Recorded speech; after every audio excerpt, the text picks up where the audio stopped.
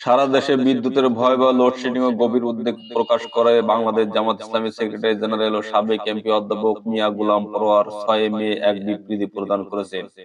বিবৃতিতে তিনি বলেছেন, দেশে অব্যাহত লোডশেডিং ও বিদ্যুৎ খাতে ভয়াবহ বিপর্যয়ের কারণে জনজীবন আজ বিপর্যস্ত। একদিকে প্রচন্ড গরমে মানুষের জীবন দুর্বিষহ হয়ে পড়েছে, অপরদিকে ঘন ঘন লোডশেডিং মানুষের জীবনকে অসহনীয় করে তুলেছে। তীব্র গরমে অনেকে অসুস্থ হয়ে পড়েছেন। বর্তমান গ্রামে 8 থেকে 12 ঘন্টা পর্যন্ত বিদ্যুৎ থাকে না। কিছু সময়ের জন্য আসে আবার চলে যায়। বিদ্যুতের অভাবে সেচ পাম্পগুলো অধিকাংশ সময় বন্ধ রাখতে হচ্ছে।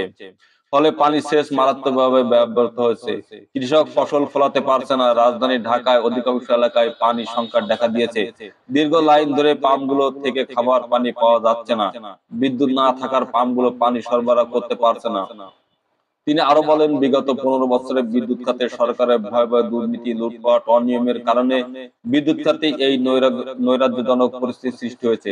সরকার দলীয় প্রভাবশালী ব্যক্তিদের দ্বারা পরিচালিত কুইক রেন্টালের মাধ্যমে বিদ্যুৎ কেন্দ্র পরিচালিত করে সরকার হাজার হাজার কোটি টাকা লুটপাট করেছে। বিদ্যুৎ প্রতিমন্ত্রী বলেছেন, 2022-23 অর্থ বছরে বিদ্যুৎ ভাড়া বাবদ 26,000 কোটি টাকা দেওয়া হয়েছে। বিদ্যুৎ উৎপাদন না করে বসে বসে ভাড়া নিয়ে যে চুক্তি সরকার করেছে তা অর্থের অপচয় এবং জনস্বার্থ বিরোধী।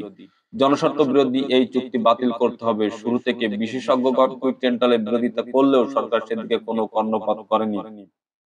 তিনি বলেন, দেশের বর্তমানে যে পরিমাণ বিদ্যুতের চাহিদা রয়েছে, সরকার সে তুলনায় বিদ্যুৎ উৎপাদন করতে পারছে না। উৎপাদন সক্ষমতা না বাড়াতে পারলেও সরকার দফায় দফায় বিদ্যুতের দাম বাড়িয়েছে। বর্তমান সরকারের আমলে বিগত 15 বছরে পাইকারি পর্যায়ে 11 বার, খুচরা পর্যায়ে 13 বার বিদ্যুতের দাম বাড়ানো হয়েছে। অবৈধভাবে ক্ষমতায় টিকে থাকার জন্য সরকার জনগণের উপর বিদ্যুতের মূল্য বৃদ্ধির সিদ্ধান্ত চাপিয়ে দিয়ে অর্থনৈতিক ঘাটতি পূরণের অপচেষ্টা চালাচ্ছে। বিদ্যুতের মূল্য বৃদ্ধির ফলে শিল্প, কৃষি সহ দেশের গোটা অর্থনীতির চরম বিরূপ প্রভাব পড়বে। গণবিরোধী সরকার দেশের জনগণকে মেরে নিজেরা বেঁচে থাকার চেষ্টা করছে।